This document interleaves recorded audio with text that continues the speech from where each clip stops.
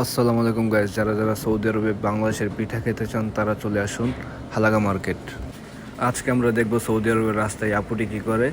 আমরা আজকে হালাগায় চলে আসছি, এখানে সবজি মার্কেট।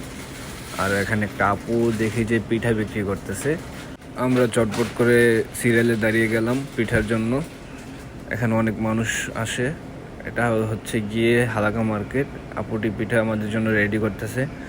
যারা যারা সৌদি আরবে জেদ্দায় থাকেন, হালাগায় আসলে পেয়ে যাবেন বাংলাদেশি পিঠা। এ আপুর হাতে খুবই মজাদার। এখানে আপু ঝালমুড়ি বিক্রি করে, ফুচকা বিক্রি করে, তারপর চা বিক্রি করে।